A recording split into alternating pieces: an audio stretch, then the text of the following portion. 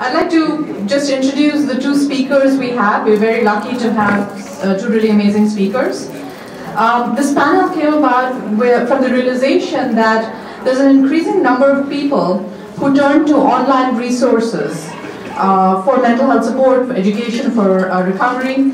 That's not unusual since we turn to our computers and our phones for almost everything else in our lives nowadays. But the issue we encounter is that when we use apps or other software or other behavioral health products that are available online, it's very difficult to make responsible and informed decisions because there's so much out there and we're not able to evaluate what works and what doesn't. So that's why we have two speakers here who are going to be addressing this issue of accessing resources. The first speaker is going to be Guilhem Dupont. He's the founder and CEO of MyHealios, which is a New Jersey-based company specializing in helping caregivers of patients diagnosed with mental illness or with Alzheimer's disorder. And based on his own experiences of caring for someone with mental illness, he wanted to create a clinical service that provides the support to caregivers in dealing with daily stress and the stress associated with caregiving. So he's very passionate about the company mission, and he's very committed to supporting as many families as he can. There are plenty of NAMI New Jersey families who have benefited from this program, and I'd like to urge any of you who are interested, they do have a table set up in the exhibit area in the Cranberry Room, which is to the left. So you can stop by and pick up information. They are offering some free sessions as well that you can find out about. Forgive me today because actually this is my first time ever publicly speaking.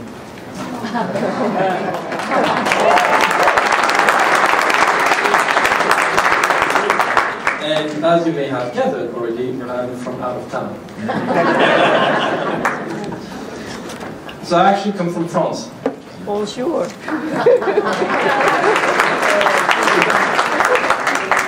Oh, there's nothing to be proud of. But actually, I'd like to make a quick analogy about France. France is a nation of engineers. We pride ourselves in mathematics, in engineering solutions, and so on and so forth. You may not know that, but actually many of the things we do every day are either designed or produced by French engineers. And there's one thing that engineers love to do is to find a very easy solution to a very complex problem. And I'm here today to talk to you about probably the most overlooked easy solution in mental health. I have your attention now? Okay, so I am a caregiver of a patient with schizophrenia. My cousin was diagnosed when he was 20 years old. He's schizophrenia, MDD, bipolar, you name it.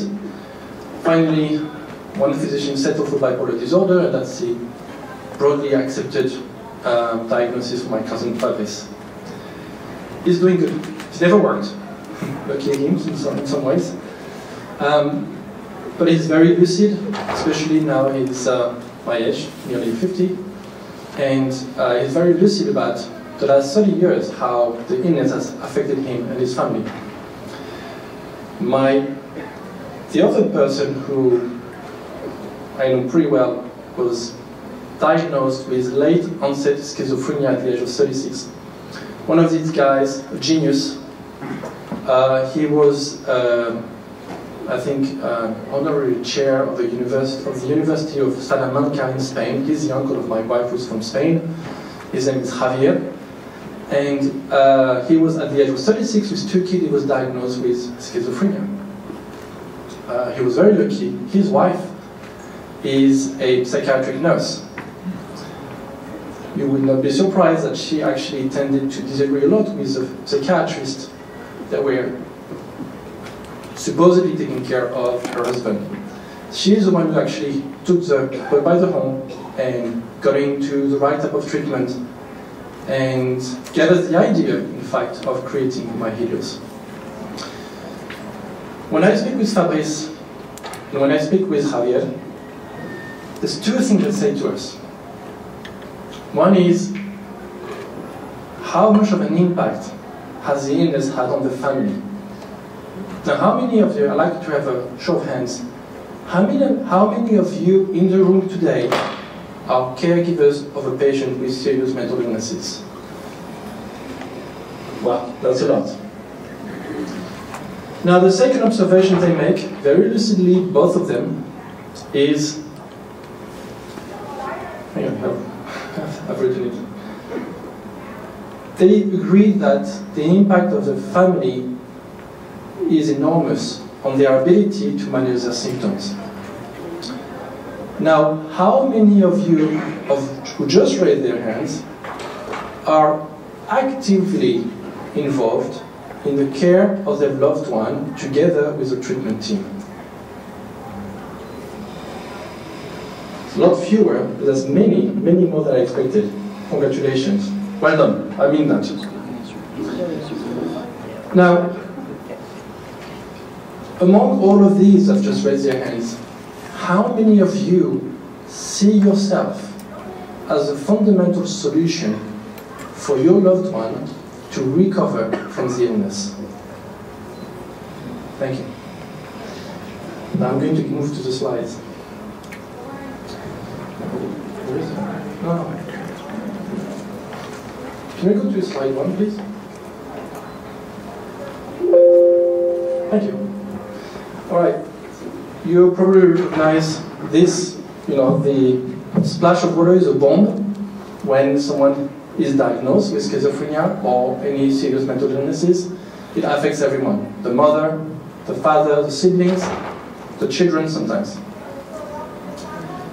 And the impact of the illness on the family has huge consequences. Emotionally, it's disturbing. Is it my fault if my son has been diagnosed? Did I do anything wrong when I raised him? Socially, the stigma, how my friends, colleagues, relationships in the community going to react to it? Do they look at me weirdly because my son has schizophrenia or my brother has schizophrenia? Economically, $8 billion per year is the cost of caregiving in schizophrenia only. $8 billion. Now, if you look at the prevalence of the families who actually actively care for their son and daughters, that's probably around $10,000 a year. Physically, you're not doing as much as you are. You're caring for someone who is seriously ill, who's affected by a very disabling chronic illness. And that affects your morale, your motivation to go out and work out, and so on and so forth. And we don't react all the same way. We have very varied family circumstances, very varied background. And while we are affected by the same illness, some of us will do very well in managing the transition to caring for someone with SMI, and some of us will struggle. And most of us actually will probably struggle for the first 2 or 3 years. So, the quick parallel. Now, a few of you have raised their hands, and I'd like you guys to actually the booklet, right? You're going to read it, and take page 3, and in page 3, you have the title, which is not on my slide, is about exploring new frontiers. The tools to enhance recovery. Okay, you've read that? Mm-hmm. Now, actually, it's one of these situations where, by many regards, the solution to improve recovery potential of any patient was actually right in front of us. And I would love every psychiatrist in the country to think the same. The caregiver. The caregiver has the single most important impact on the patient recovery potential. Can I have a raise of hand with who would agree with that statement? Can I have a raise of hand who would disagree with that statement? Thank you. I'd love to hear the question at the end. All right, so let's look at the data. Now, this is the data that was prepared by an organization called NICE, the National Institute for Clinical Excellence in the UK. Very, very prestigious organization, and basically they summarized it. If the family is not involved, the chance of recovery for the patients are very, very low. So this is based on thousands and thousands of data, scientifically collected data around the world, showing that family being involved in the sense of being educated and being trained and being supported makes a difference in most patients' ability to recover from the illness. And that's not me saying this, it's not the NICE. The NICE, the Clinical Excellence, the National Institute of the Clinical Excellence. And as if this was not enough, you have here very, very impressive numbers, decreased by minus 40% or minus 60% of risk of hospitalization. And by any regards, and I used to work in drug companies, by any regards, this type of number, we don't have that with treatment. Just, no. It doesn't work this way. You are the single most important solution to a very complex problem. And I want you to think through that statement in the sense that what are you doing to take on that role every day? Now, you're very lucky being in New Jersey. NAMI New Jersey, in my experience, has been one of the best NAMI organizations I've come across in the US.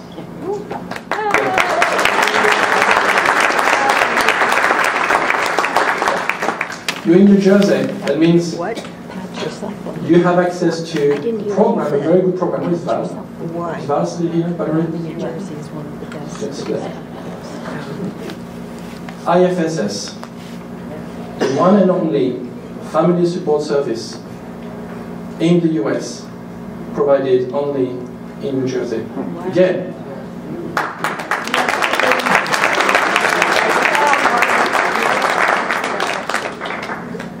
Okay, but now is a downer.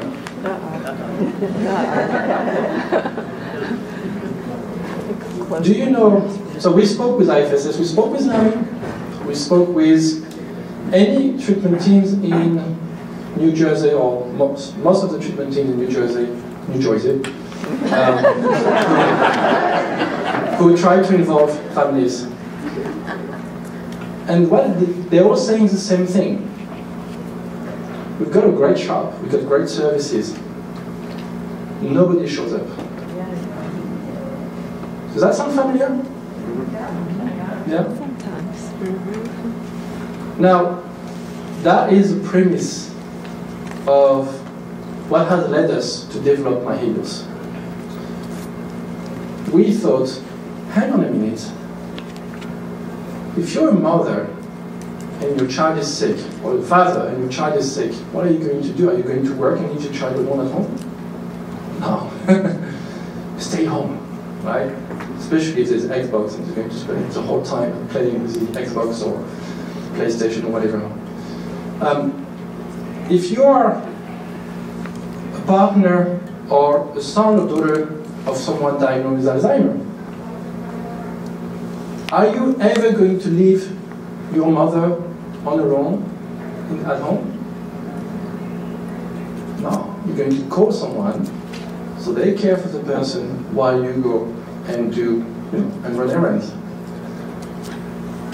And I actually have the firm conviction, and some of the numbers may correlate that, if you're a parent or a sibling of someone diagnosed with schizophrenia or other serious mental illnesses, the ability to get out of the house and work with the treatment team, spend hours in the waiting room, or to go to a support group is greatly reduced. It's very difficult. I don't. My Javier's wife didn't. She was stuck at home. So she started asking me, can you create a service that is provided online And that was how we created MyHealios. So how does that work? I mean, to be honest, it's pretty straightforward. Think of the very, very good family support service providers, the wonderful social workers. Well, just have a Skype call with them at a time that is convenient. Take the call from work, take the call from your house. The question is, we are often asked by treatment teams is this as good as a face-to-face? And naturally, today I will advocate, yes it is. It's probably 99% as good. So we provide it on tablet, we provide it on computer, over the phone, whatever is convenient for the person. The important thing is, when you are caring for someone, you probably will want the service to come to your house. Okay? So, I'm just wondering how many in the room here today went through our program. Can I have a quick show of hands? All right. Okay, so I'm going to show data that includes people who've worked with us. And in fact, there's only one number that I want to share with you, but I'll go around just to keep filling the time. So we did a study together with NAMI, New Jersey, and in fact Boston University as well. And the goal was really to say, well, if family support is so important, can we actually get the same result if we provide it online only?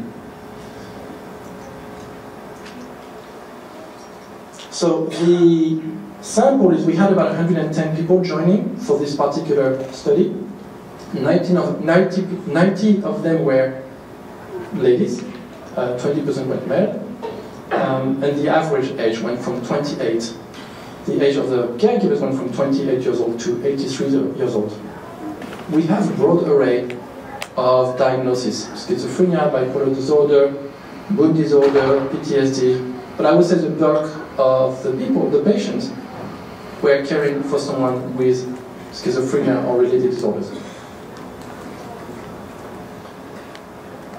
Now, the way the program works, like any family support program, is the same. You have a number of sessions, and you go through the session. There is an element of education, and there is an element of skill training.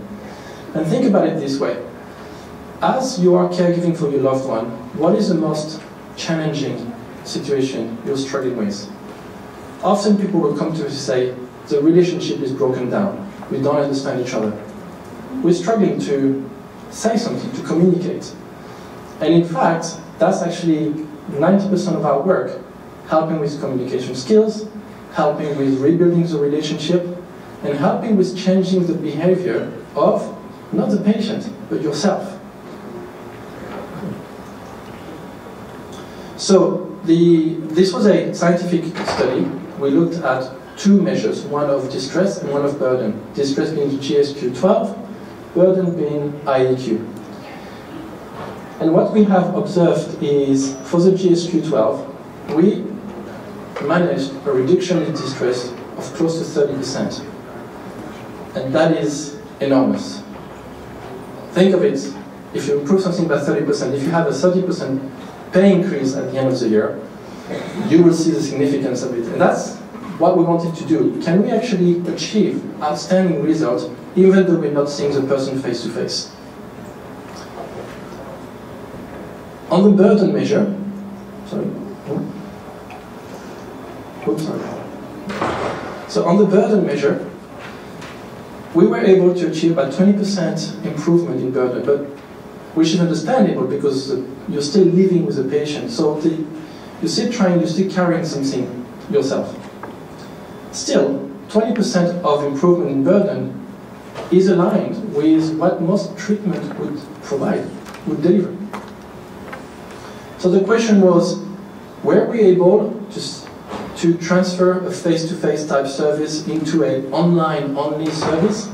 The answer is yes. And thanks to NAMI New Jersey, we were able to test that hypothesis. So thank you again.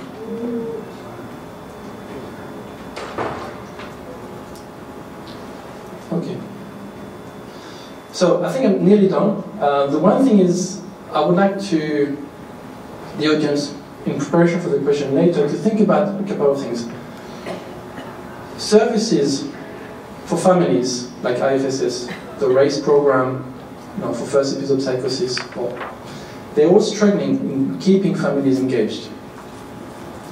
What else could we do to have you as fully part of the treatment solution? What else can we do to keep you engaged, to keep family engaged throughout the recovery path of the patients? With this in mind, thank you so much. It was my first one, I hope I did okay. As a family member, I am very impressed with the proposals that you're bringing forward here. So to Mr. Moringer, Jersey Strong Brother, we're happy to have you here. And to Mr. Dupont, Monsieur Dupont. I don't believe that was your first presentation ever, but bienvenue, if that's correct. He really was. To both of you, and may I ask particularly to Mr. Dupont, I would like to, well, first to Mr. Dupont, I am involved in the MyHealios trials. And I and a few other family members within MyHearing are very impressed with your product. It's very easy to use. It conveys a lot of information. It's very convenient. The interface is looking good. So I think you're onto something here that could be very significant, and particularly if you can link it with IFSS. In Mercer, we have a very strong one with a lot of families involved. This could be a very good complementary modality. My question to you both, please, is in terms of the business, to the extent that you can share, I'd be interested to know what is the revenue model that's going to drive your business. I'm wondering in Mr. Moringer's case and in Mr. Healios' case, Mr. Dupont's case, how will this be paid for so that the service, as it rolls out, can be more readily available and accessible? So it was indeed my first public speech. The last one I was in the national, although it's my second one, so you're right. But the very first one was in Las Vegas this year, when we received the Award of Excellence by the National Council of Behavioral Health. In all transparency, I spent 2 days learning by heart my speech, so that I wouldn't stumble. You can check the video on YouTube. It's actually, you can tell I'm just reciting a poem.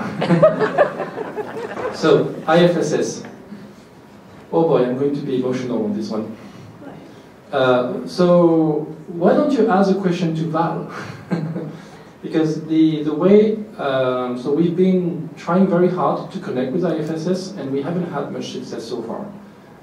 We've been engaging with the Department of Mental Health at New Jersey State, and they see us collaborating. In reality, it's actually very, very complex. I have my own reasons, which naturally I'm not going to diverge here, but what I would love to see is us and IFSS combining our services and providing it as a whole. And that would be really the right way forward. We train our people in a very different way as IFSS. We train them weekly. We supervise them weekly. We have what we call a manualized intervention, which is basically 600 of pages. Rachel is here in the room over there. She had to learn, no, she's here. She had to learn 600 pages in order to become one of our best clinicians. So it's a very different model. It's a very extreme model in some ways, but we want to make it as good as we can. My hope is that next year, if I get re-invited again, I'll be able to share with you some good news. That's all I can say at this stage. Now, on the second question, the revenue model.